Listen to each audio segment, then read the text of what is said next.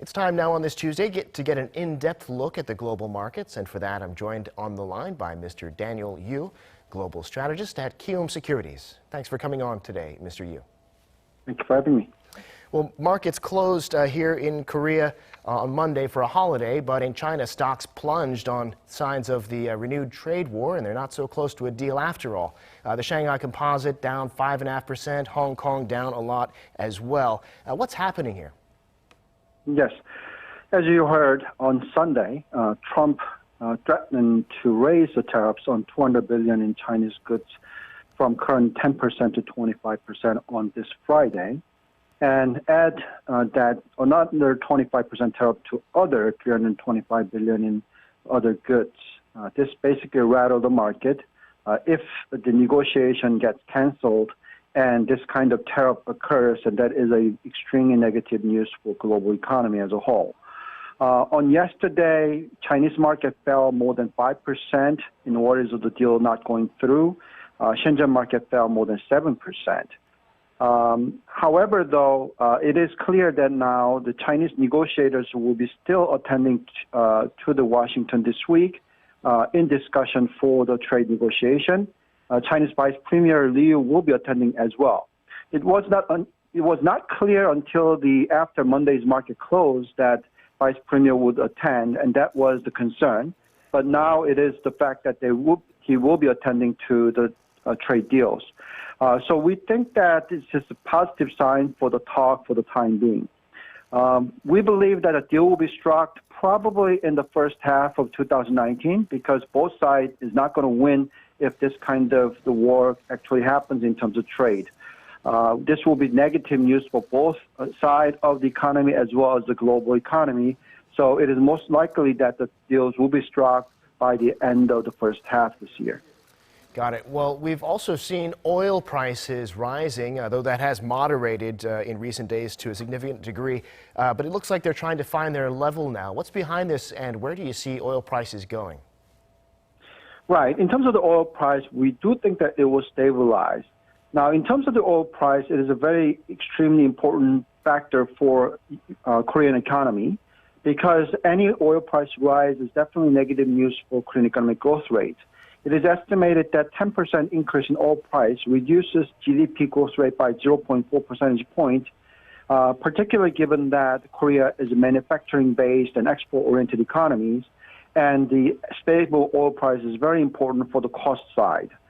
Now, the recent oil price rise was happening because of the rising tension between the U.S. and Iran, and Washington have said that they deployed carrier strike group and a bomber task force to the Middle East.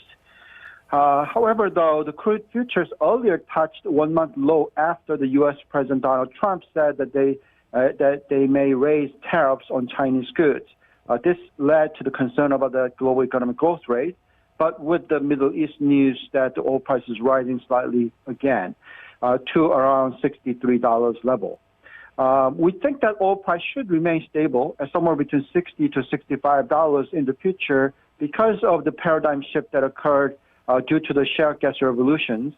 U.S. continues to be the main supplier of the oils to the global world, and market share of U.S. is #1 in terms of the oil productions and supply.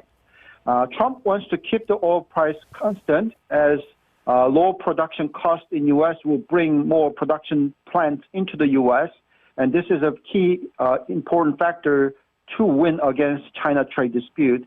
So we think that the oil price should remain fairly stable in the future, somewhere between $60 to $65.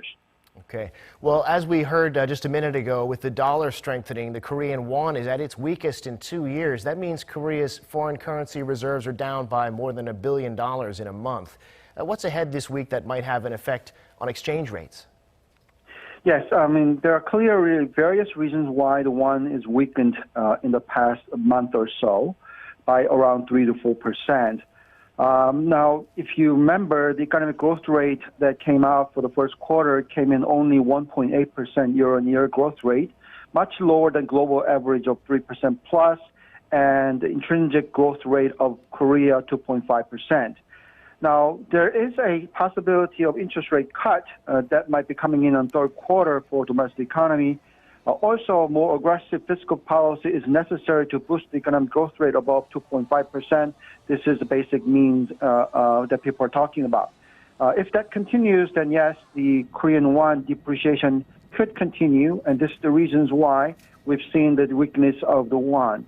Also, recently, the Chinese renminbi depreciation due to the Trump tweet about the tariffs has resulted into the quite significant depreciation of the renminbi, which also affected Korean won as well.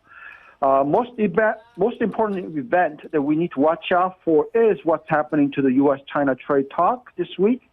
If the talk goes well, that will be resulting into a appreciation of the renminbi, Chinese renminbi, and that will have a positive also impact on Korean won as well.